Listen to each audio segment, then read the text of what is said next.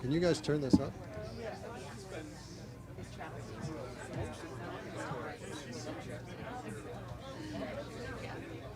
So if you want to take your seats, we'll get going.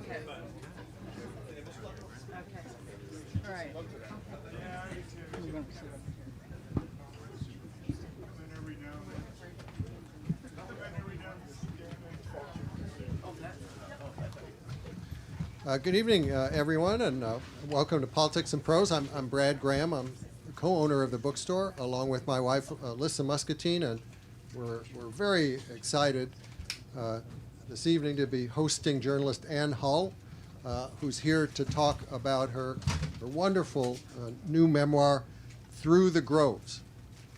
Anne's a Pulitzer Prize winning journalist who's spent nearly 2 decades as a reporter at the Washington Post. She's a fifth generation Floridian who started her newspaper career at the St. Petersburg Times, now the Tampa Bay Times, and then moved in 2000 to the Post, where she was an enterprise reporter on the paper's national staff. For her work with a couple of colleagues in 2007, investigating the terrible conditions of wounded veterans at Walter Reed Army Medical Center, the Post won a Pulitzer for public service, which is the most coveted of the Pulitzers. But along with her ability to ferret out information on a range of subjects, Anne also has stood out even on a staff with as much talent as the Post's.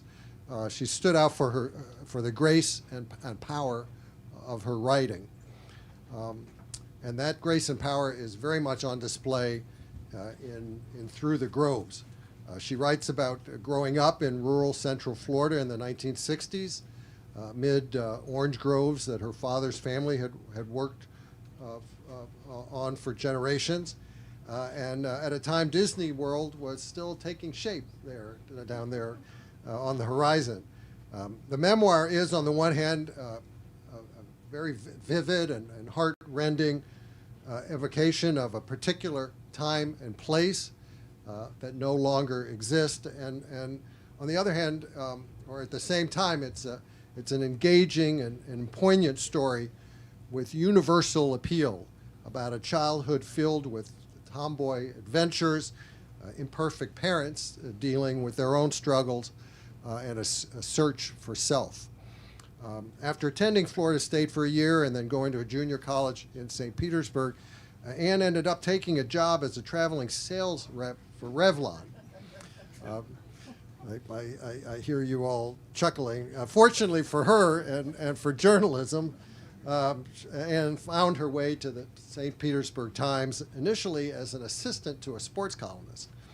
Her subsequent very impressive career as a journalist could easily have filled several more chapters, as a review in the New York Times observed, but Anne, in what is a very slim work, demonstrates a knack for keeping the story tight and doesn't get far into her adult years. She's definitely left me wanting more, and I'm sure that many others will feel the same. I hope all of you will read the book. Reviewers have used terms like exquisite, authentic, and entrancing to describe the book, and the Washington Post said Through the Groves hits that perfect place between pain and love, and Anne makes it look easy. Now, in conversation with Anne this evening will be another very accomplished Washington Post journalist and author who also makes reporting and writing look easy, David Maraniss. Over the years, David's distinguished himself not only for his prize-winning coverage of the Clinton presidency, the September 11th attacks, and the Virginia Tech shooting, but also for his excellent biographies of Bill Clinton, Barack Obama, Roberto Clemente, and Vince Lombardi, and several works about events of the 1960s. His 13th and latest book, Path by Lightning, came out last year and tells the story of the legendary Jim Thorpe. So please join me in welcoming Ann Hull and David Marinus.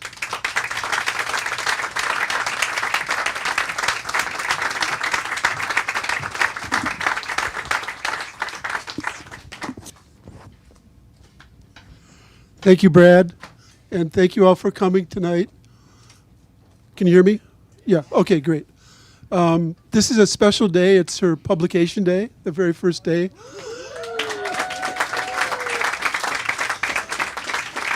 On the home court, and she's been getting a lot of great social media today.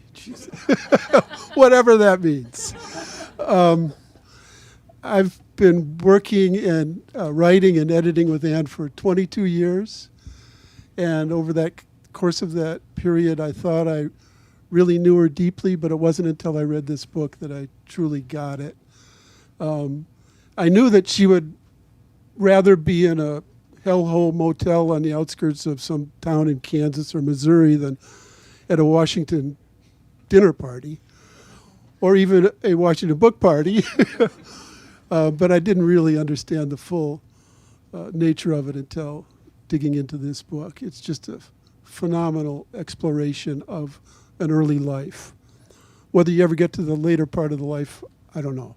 I wouldn't wait for it. In any case, no, I'm just being honest, as she is. Yeah. You know, the wonder about Ann is, I wrote once that, you know, every page of this book is a jewel.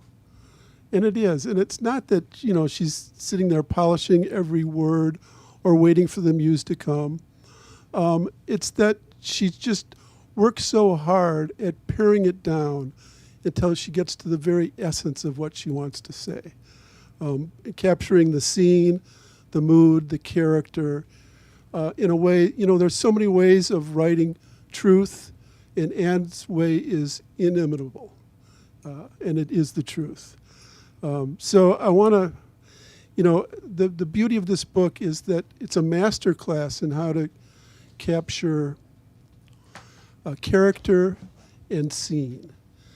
And, you know, we could blab for an hour, as we will, but it's Ann's words that really do it. So I was hoping that you could read that part that sort of introduces that scene and the character at the beginning. Sure. The part we talked about? Yes, the part we talked about. I'm so glad everyone's here. It's like a party at my house. So thanks for coming. Oh, yes. Yeah. Thanks for coming out. Yeah, so this is kind of near the beginning of the book. The book starts when I'm 6. And in Central Florida, my father worked in the orange growing region of Central Florida. And his family was from oranges, and I'm the 5th generation from that family. And so for a reason I don't quite understand, my mom puts me in the car with my father to ride to work with him the summer I'm 6. And it kind of slowly comes out as to why I'm asked to do this, but I don't know it as the summer starts. It's more just of a really cool adventure. And this is a time when Florida was really nothing back then. Looking out my father's windshield, I was seeing things I would never see again. Places that weren't even on maps, where the sky disappeared and the radio went dead. Whole towns were entombed in Spanish moss, with gnarled branches of live oaks and blackjacks strangling each other in the tannic darkness.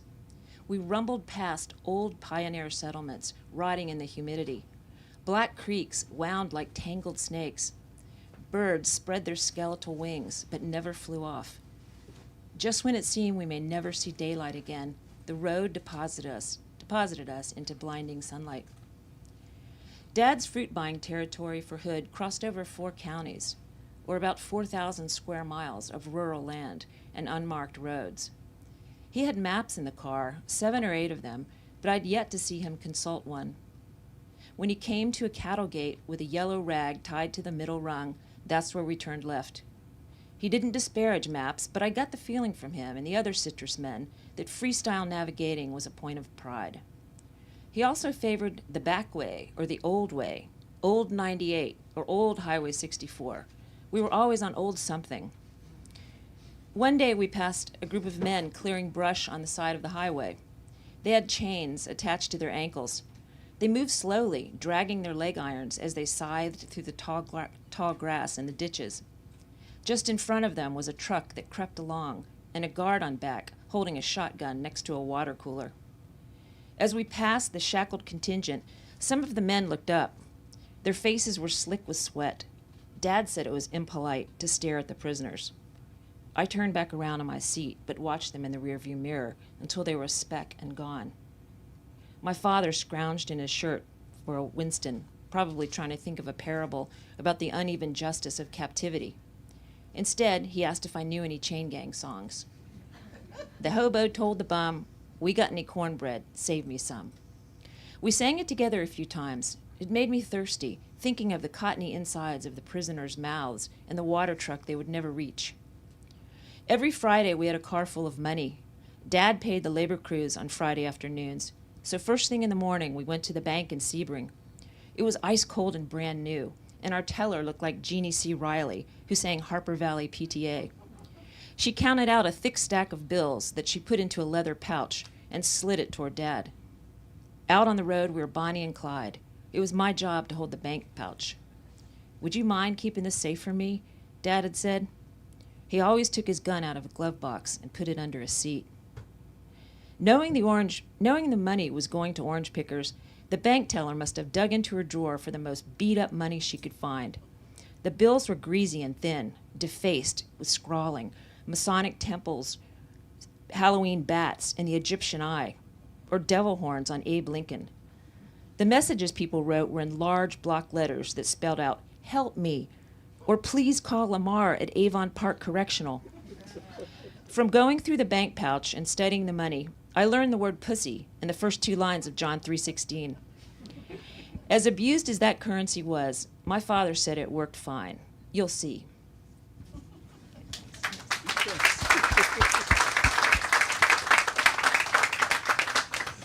Every sentence was a jewel. And I have to ask this in the nicest way possible, but I can't remember anything from when I was 6 years old. How do you do that? How did you get back and dredge all that stuff up? Made it up.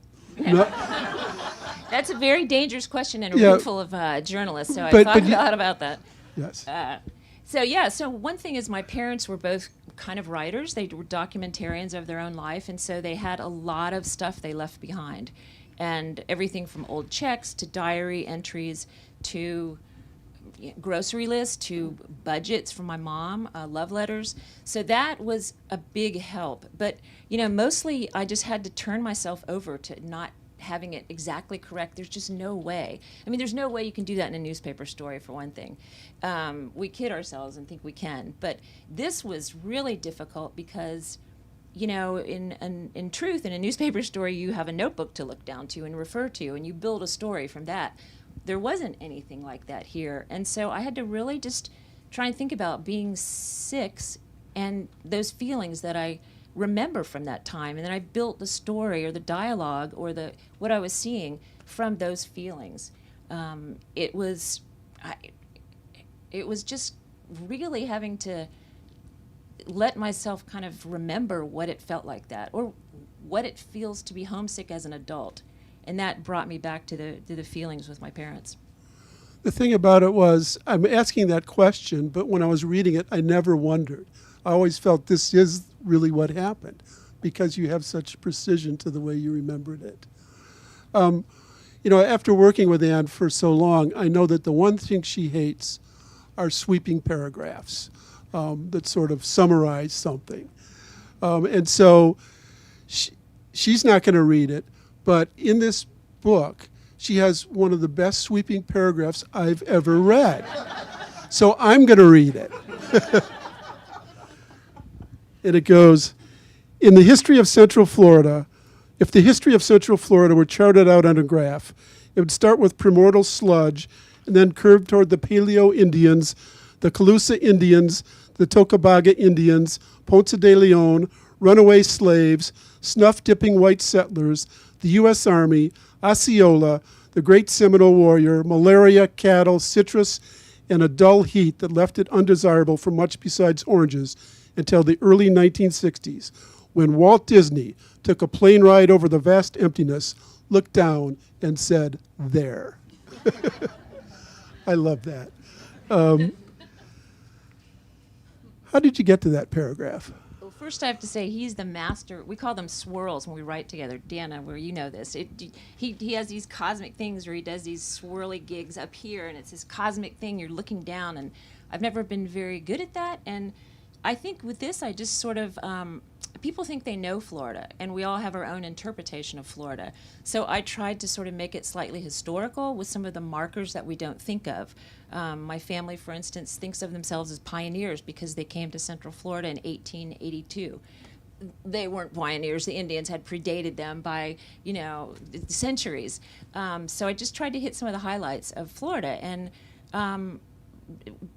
gave myself permission not to worry about paragraphs and commas, because we get hung up as writers. I get hung up a lot about when a sentence should end, sometimes it's just this breathless feeling, and then you just have to let yourself go. And that's kind of what I gave myself permission to do. I wish I would have done it more, but No, this was just right. Yeah. This book has so many fabulous characters in it, and it's a wonderful description of intelligent, frustrated women, most especially your mother, and sort of the capturing her and her friends driving up to Lakeland or somewhere in a car to go shopping and teasing, you're in the back seat when they're talking about their bras and everything else. But describe your mother for us.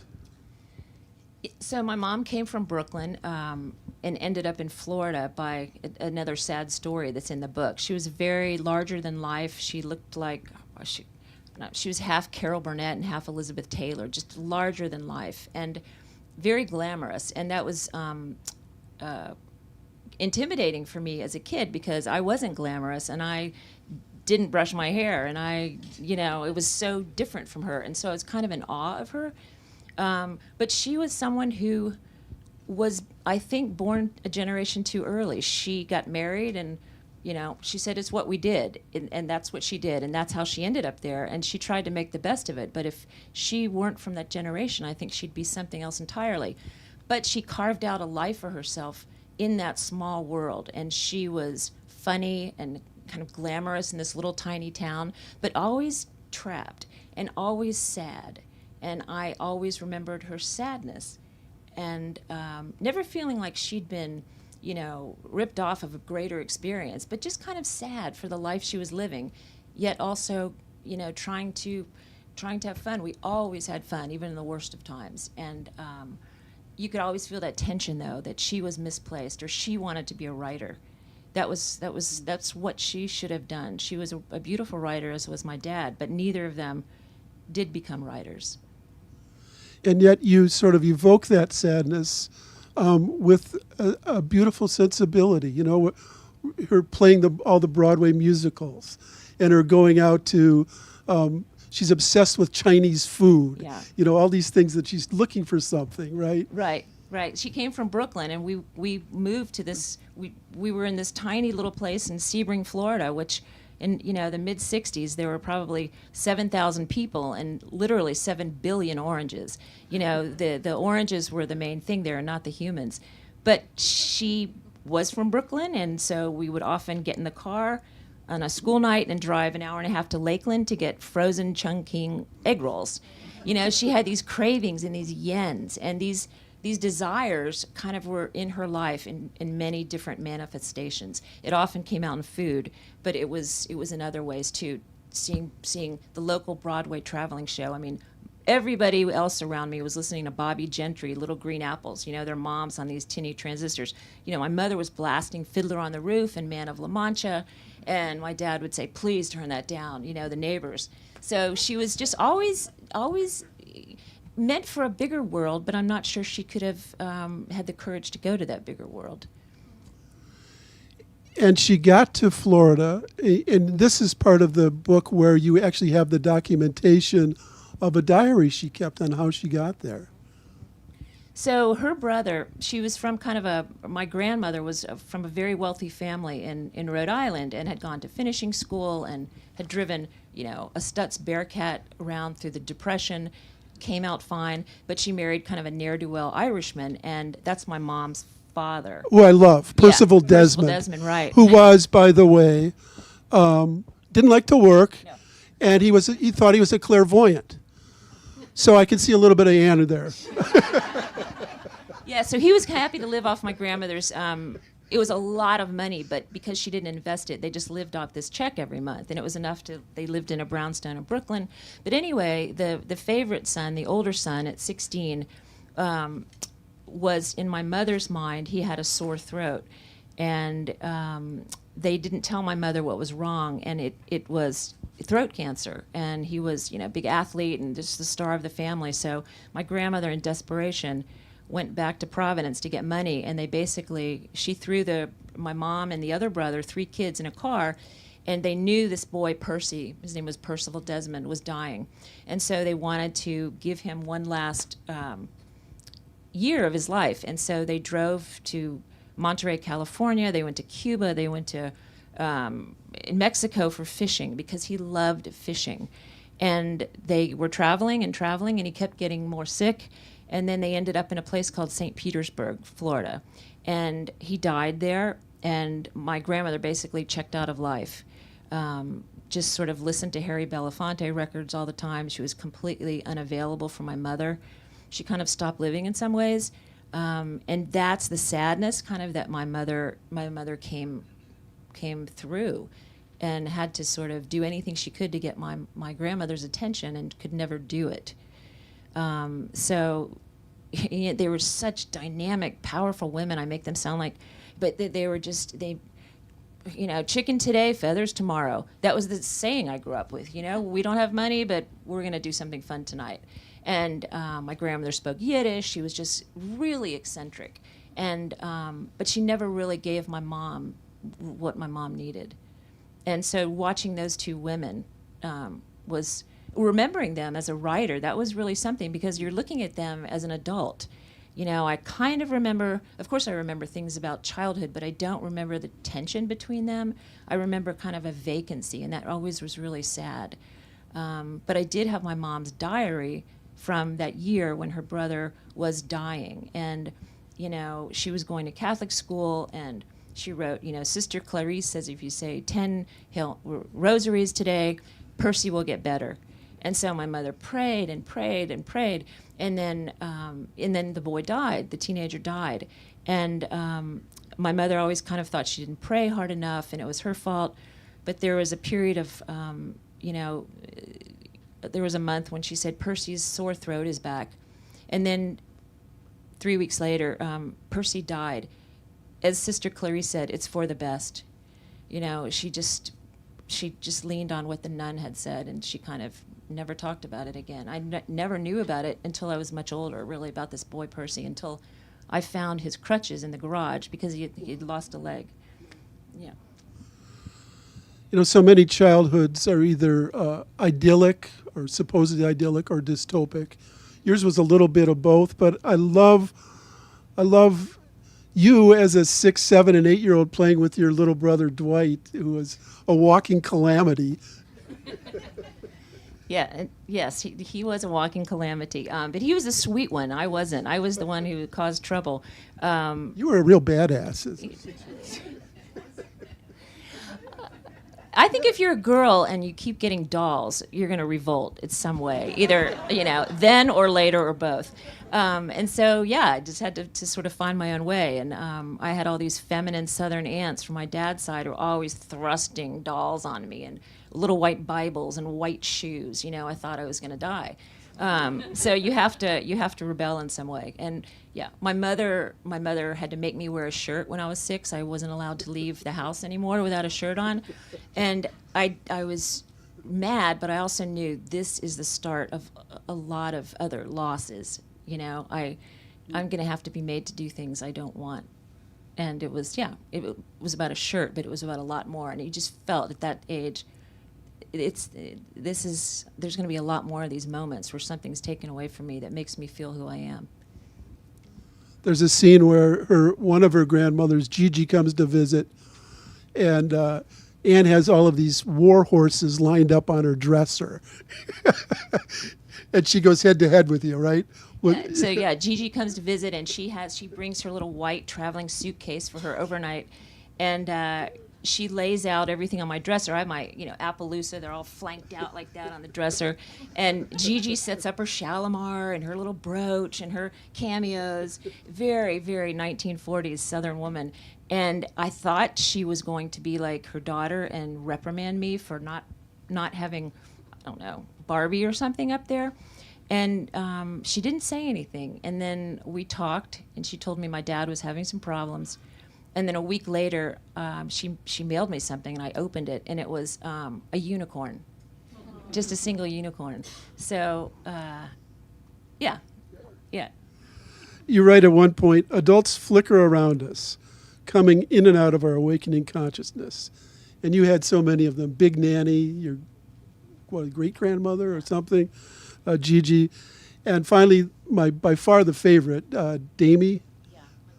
Yeah, tell me about Damie. Yeah, so my grandmother was this mother of the boy who died. She was the eccentric woman from Providence. She spoke in a faux British accent, the mid-Atlantic accent, as they called it in the 20s, darling and tomato and all that stuff. And she was a magical character to me, because when our family kind of fell apart, we moved in with my grandmother, and she kind of raised me, which was ironic because she didn't raise my mother. So she kind of came in and took care of me, but not in a grandmotherly way. We went to Michael Jackson. We saw the Jackson 5 together. We went shopping. We just did all these really strange things that weren't really grandmotherly. And she never hassled me about my gender or my not conforming. So that was, she was kind of a magical character to me. And I think with grandmothers, they tend to be those figures, and they can be very painful figures for our parents. But it worked with her. Well, I got the sense that she wasn't like just being nice to you, but she really enjoyed Michael Jackson. Oh, she loved Yeah, the Jackson 5. I mean, we'd listen to the radio. We slept in the same room. We had our own transistors. We'd dial them to the same WLCY in St. Petersburg and listen to the songs, and she'd call up and request, songs at 11 at night. And, she really thought John Lennon was overrated. She thought Ringo had a lot more going for him. But, Jermaine is a darling of the Jacksons, things like that. So she was this magical person, but she did spend the money we were supposed to use for the power bill on Jackson 5 tickets. And so, that's the kind of grandmother she was. Yes, exactly. There's sort of intimations of racial inequality that just weave through the entire book, especially with two characters, Ceola and Booker. Right. I had a housekeeper, Ceola, who was kind of like a mother figure to me in ways my mother wasn't, because she was teaching and working all the time. And I was, as a writer, really nervous to write about this, because she was super important for me, and yet I could fall into all the traps of being yet another white child who had a black babysitter, and that was really difficult. And I felt mad that I couldn't really say how much I loved her, because it wasn't cool in this time. I had to be so careful, and that was really a challenge. I think I got it across, but it's really. It's like with a lot of gay stuff now, it's very difficult to talk about things anymore, because we can't talk about anything. And sometimes I think as a writer that puts a straitjacket on us to really say how we feel or make observations. I'm not quite following you. I mean, it's very difficult to talk about race as a white woman, and I felt like sometimes when you're so careful as a writer, it turns out sort of flat. And I'm not saying this turned out flat, but it's just you're kind of verklempt, because you don't want to make any mistakes or come off as, because of the stereotype of the white girl and a black maid. Absolutely, yeah. But those were the times. I mean, those were the times in this really, really small town in Florida, and so that was the life. But she knew you loved her. She did. Yeah, she did. but 3 years later, I'd call her and she forgot me. So that's typical, right? She had had other kids on her mind, and it's that was a loss to me because I thought of her as everything, and I was just another kid to her. And then there was Booker, who probably knew more about the oranges than anybody alive. Yeah, right? Booker was a deacon in town, and he, as I say in the book, he would have been the mayor of the town had he not been black. He knew a lot more than my father. He was 10 years older than my father, but my father was in charge because he was white.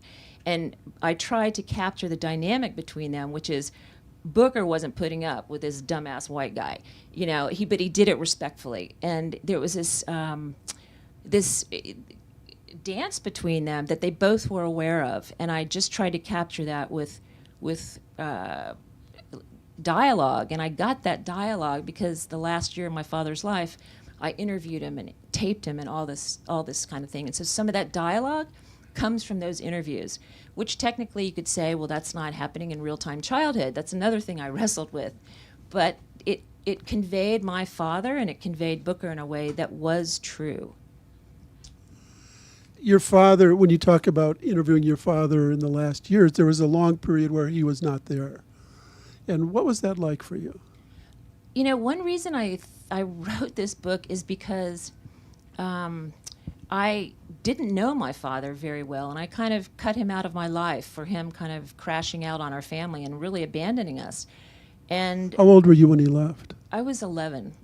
Yeah, 11. And I think, I'm the kind of person, and this is why I went into journalism maybe, I could just put that away and I become the new me. And so I pretended I didn't have a dad, or I didn't have any of that. When we went to a new school, I said I was from Brooklyn. I just didn't want to be the kid who'd been abandoned by their father. And my father was an alcoholic, and he got sober, and he tried and tried and tried to reconnect with me, and I sometimes allowed it, but then not really. So it was just a punishment on my part for the rest of his life. And so later I decided I need to see him and learn who he is. Also because I think, maybe I'm speaking generally about journalists, but we do things to avoid our own lives, and it's so much easier to go dig into someone else's lives, and I think I did that for 30 years. And I became interested in my own life, which was really strange because I never ever thought about it, wanted to think about it, or was interested in it. I was always someone else's story was more important. I'm making it sound like this was like an act of scrapbooking. It wasn't. It was just to see who I was. Where did I come from? What is my own story? And that's kind of what made me want to go back and write the book, and it's what made me want to really kind of connect with my father again.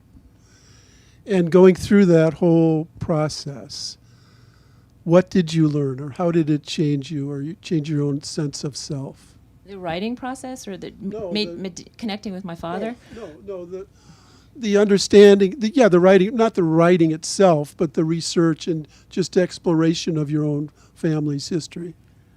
God, what a shit I was. Just like the things we do in youth, it's just terrible, and it's the ability to close all doors, just boom and never look back. And that's really frightening when you learn that about yourself. I learned also my father was just such a good writer. He was such a great storyteller. His language was beautiful. All those wasted years of language, I love language, and I love the way someone speaks naturally. And I just heard all this music come from him, and I hadn't heard that music because I'd turned the radio off for 25 years.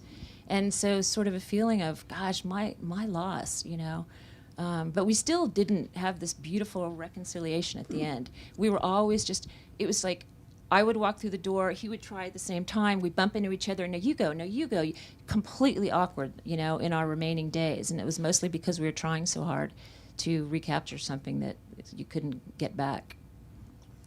So in the case of your beautiful writing, it's nature more than nurture almost, in a sense. I mean, your father had it. Yes, they just wrote all the time. They weren't good at expressing themselves maybe or excelling in life, but they wrote their feelings down. And that is a very big tradition. My brother does the same thing. We write down everything much more than we can say it. It's much safer to sort of write down as opposed to actually saying it.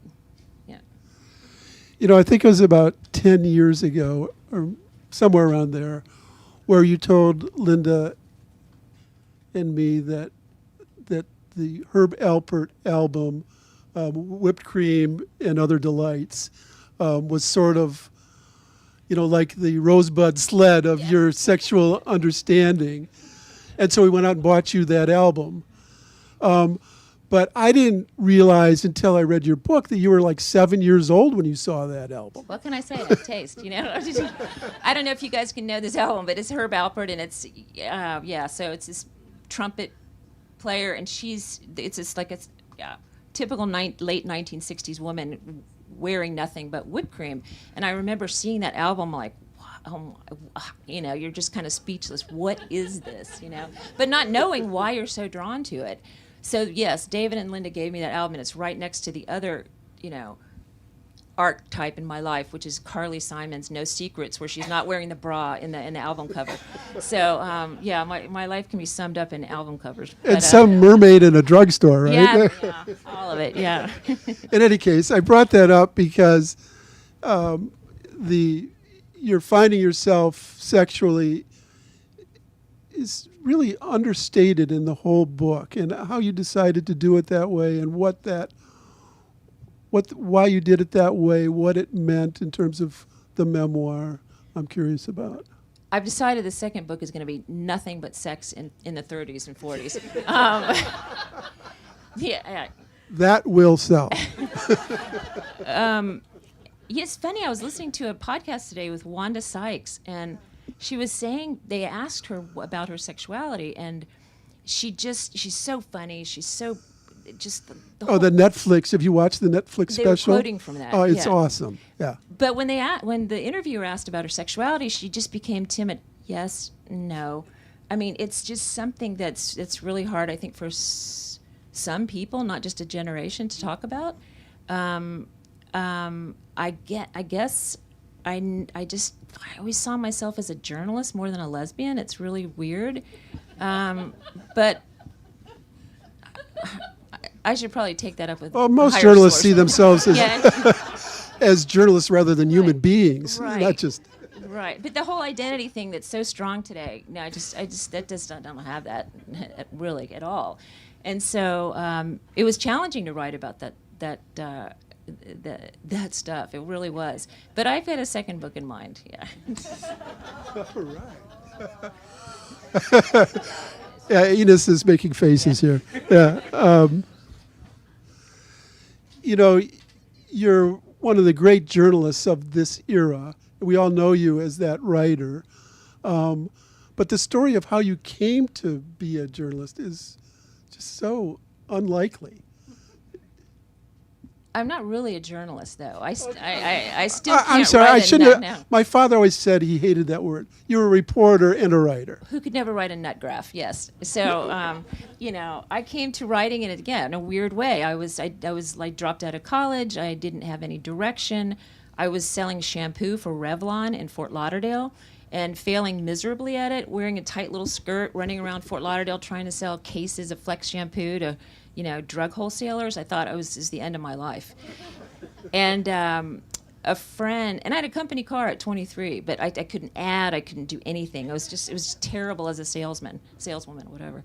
And so a friend of mine at the St. Pete Times mentioned there's a job there. And so it was a clerical job, so it was quite the pay cut. But I turned in the company car, and I moved back to St. Pete, and I started answering phones in the sports department. And that's kind of how I fell into journalism. And then I worked on the city desk. But it's one of those things where if you're in a newsroom, you learn what to do. And I happened to work in a fantastic newsroom and in a fantastic era.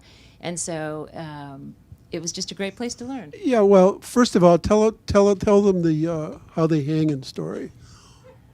Yeah, okay, so I was answering phones in the sports department. We had this legendary sports editor. He was a columnist. He was genteel. He was from Savannah, Georgia, a big guy. He was just one of the most respected sports columnists in the country. And the guys used to, in the sports desk, they all came in at 4, and they would greet each other with, "How's it hanging?" And one guy would say, "Exclusively to the left," or "A straight hang today." I had no idea what they were talking about. So Hubert comes to work one day. It's Hubert myself. He's walking in and his, big, and I'm like, "Hey, Hubert, how's it hanging?" And he says, "Very well, thank you." Secondly, you're kind of understating it. I mean, okay, so you're working in sports, then you're answering the phone, right? How did you get your first story? It was a record review of the Go-Go's. Do you remember the girl band? So the guy who did the classical music and pop music, he asked me to write a record review. And so I just started writing record reviews that way and kind of, worked my way up. It was, I don't know, do you think that could happen today? Probably. With the online. Yeah. Maybe. Yeah. So you worked your way up from record reviews to what? Fashion. Really? Does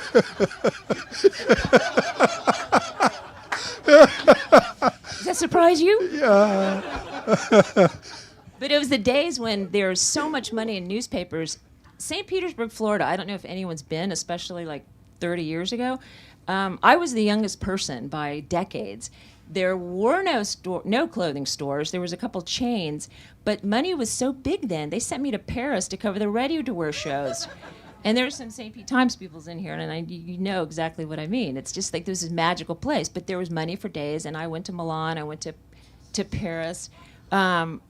Knew nothing about a skirt or a pants or whatever, but it was so much fun. And so I did fashion for a year or so, and then What did you write?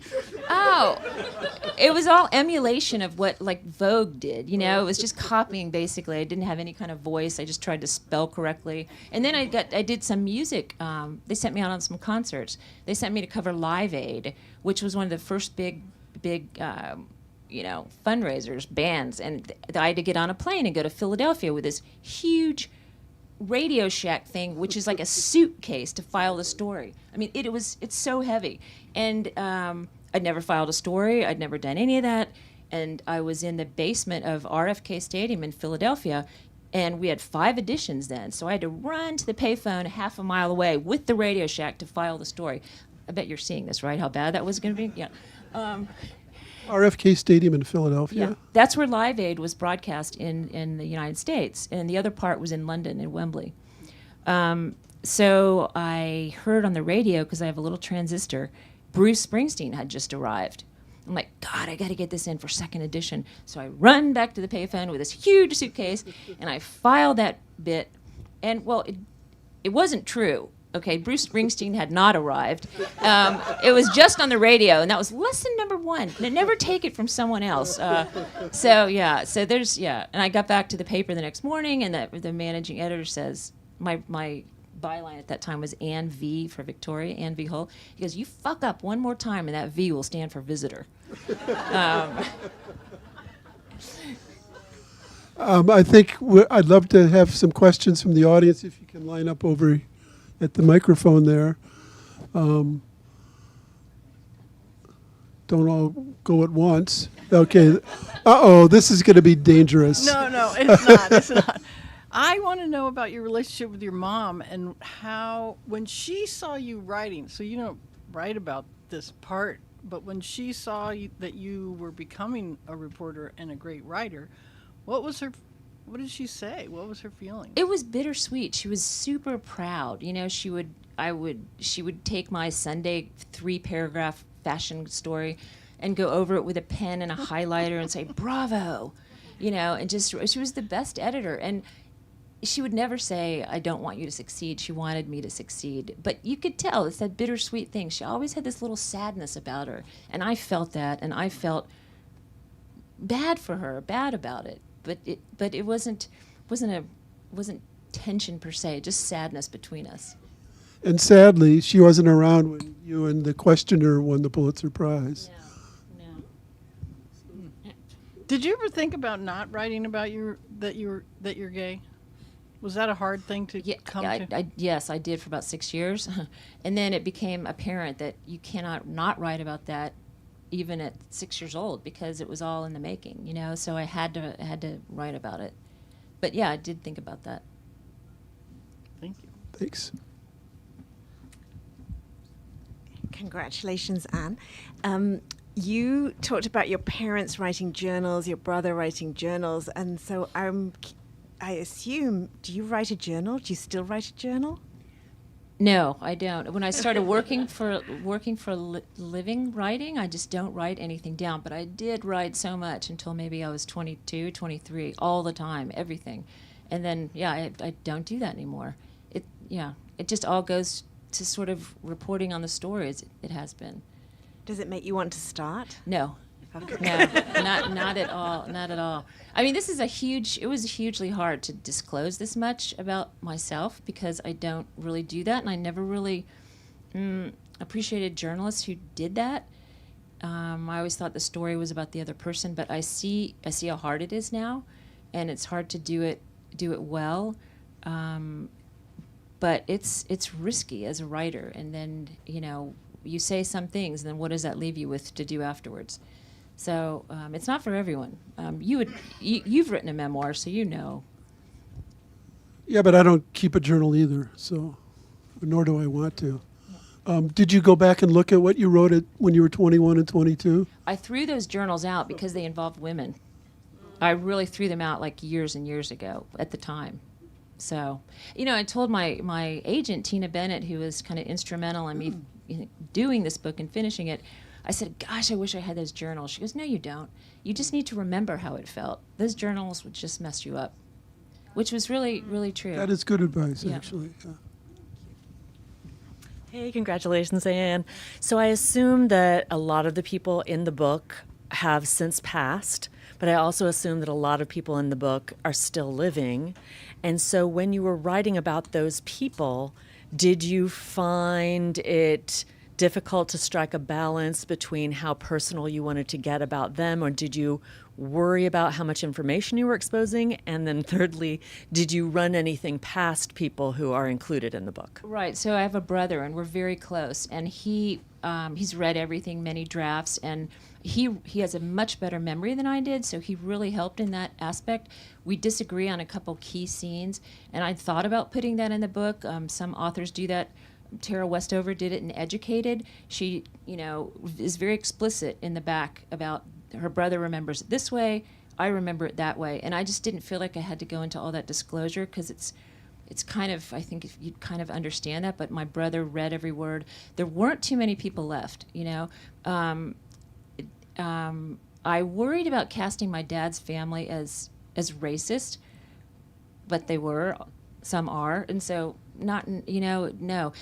And there is that thing you learn that if someone has passed away, they really can't sue you, which is a terribly crass way to look at it. But it's important.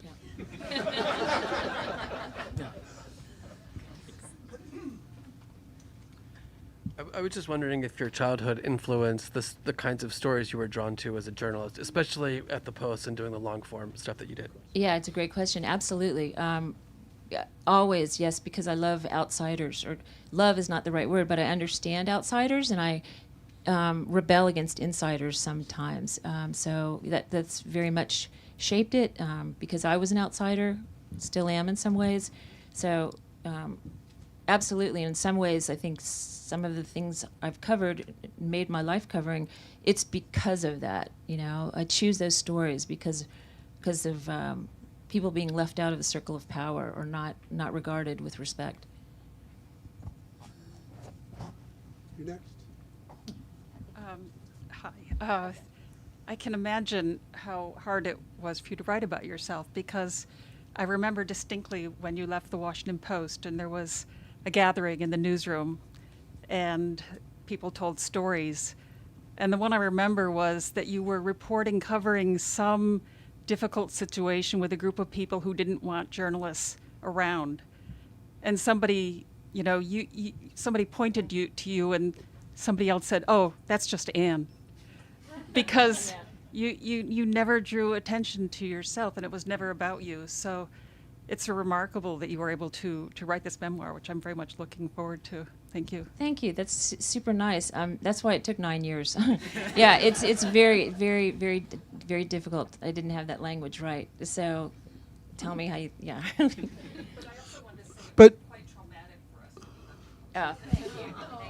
Thank you so much. Thank you. it really was. Thanks. And the other part of your comment is so true that Anne had this incredible capacity to just go into the woodwork, and people would either accept her or not even realize she was there because she was just so much a part of it. I think what you're speaking of, I did a story on a group of black lesbians in Newark, New Jersey, and one of their friends had been killed. It was a gay hate crime.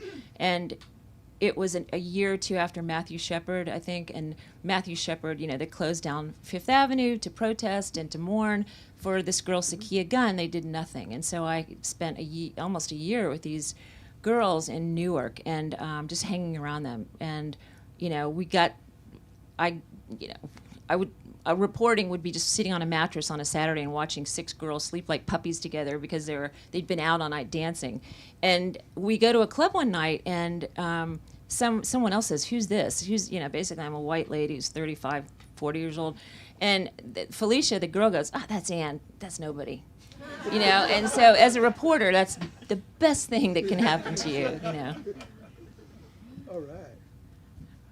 I was just curious. It seems like the family dynamic is really unique here, but how representative do you think sort of the family that you painted is of families in Central Florida of that time? My nephew, Chris. Yeah. It's my brother's son. I think every family is representative of where they're from. There's no such thing as, we were the stereotypical family. It's each of us, and this is another thing I've, really brought home during this process. It sounds really corny, but we each have our stories, and our individual stories help define that region. Regionality is super important to me. It shapes everything about us, and it's because of all of the diversity within a place. That geography holds a lot of different people, so there's really no representational person, I think. Debbie? I have two questions for you, and they're sort of similar but different. So one is following up on that. What do we need to know sitting here in Washington about Florida that we don't know that this book is going to tell us? And I'm particularly interested in what you know and understand that maybe we all don't understand about even Florida today. And the second, though, is about journalism today. And I miss having you at the Post so much, and I love the stories that you wrote at the Post. And I wonder if you think that those stories are still being written in this incredibly changed journalistic environment, and where you see them and where you don't see them. I definitely think they're being written at the Post, especially. Finkel's here somewhere. He edits Stephanie McCrumman and Eli Saslow. The Post does those stories like nobody's business. Where is Finkel? He's hiding. Okay, yeah. So we still do those stories. Now that I've been away from it a little bit, I think they could be a little shorter. So I think we do those stories, and it's very hard to be a journalist right now. And I've been out of it for 5 years, and it's much, much harder now because no one will talk to you. There's such a price to pay if you talk to someone. And so whoever gets those intimate stories, just hats off. They are killing themselves to get that story. So I think they're out there. Florida, that's a sad thing in a way because there's only 2 or 3 papers left in Florida. It's very diminished, and it's diminished at a time when the governor is rewriting public records laws. Florida was always known for having great public records, as you know, and if I look through the legislative stuff last year, he's just killed all this stuff that's been on the books for 30 years. And so that's what's really difficult is reporting on things in government in Florida because it's so locked down. And you can see DeSantis locked down in every aspect of his life. I've never seen a presidential candidate where there's so little about him.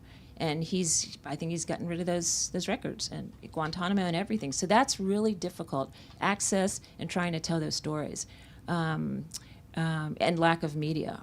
Yeah, but what was the first thing? Florida. Well, Florida is no great place for gay people.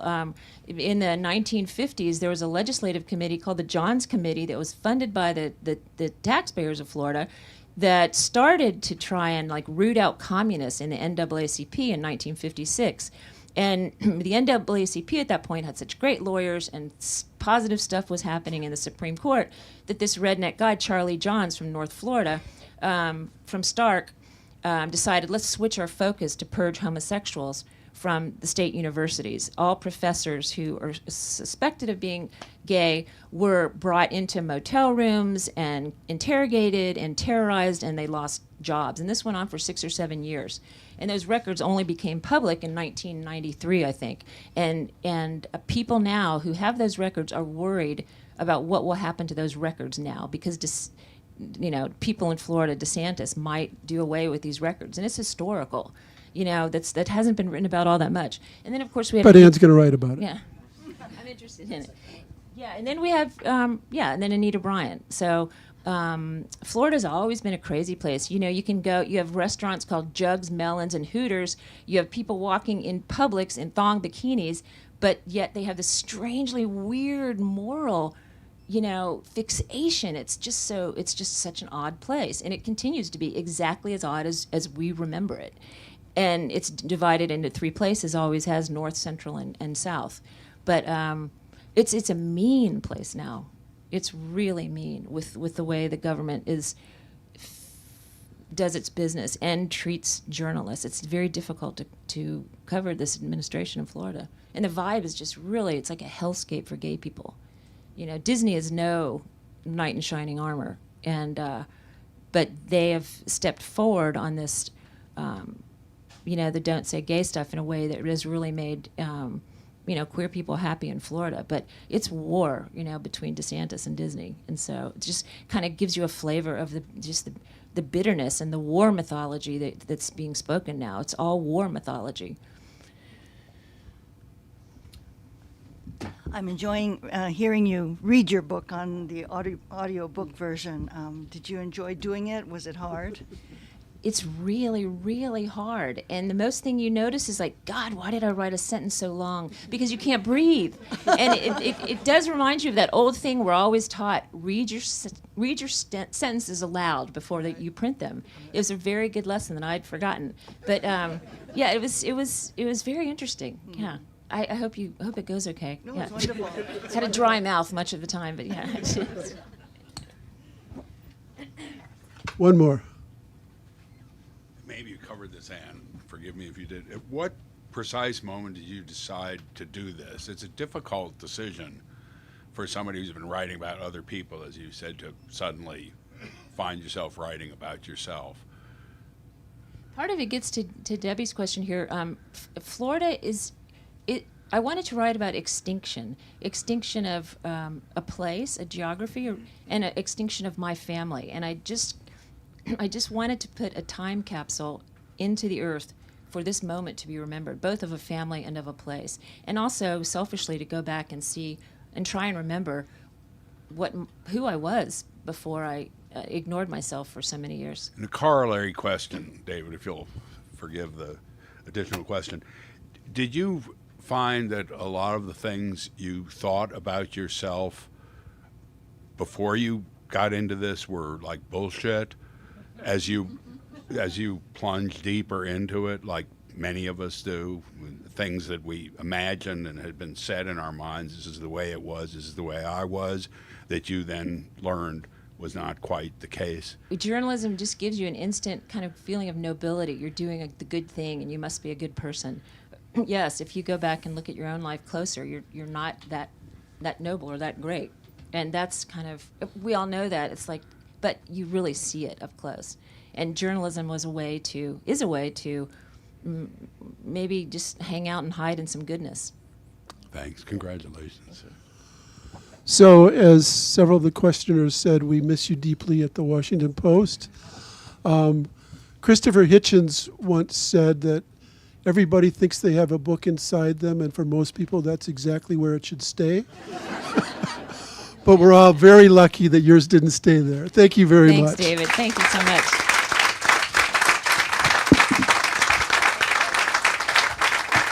So copies of Anne's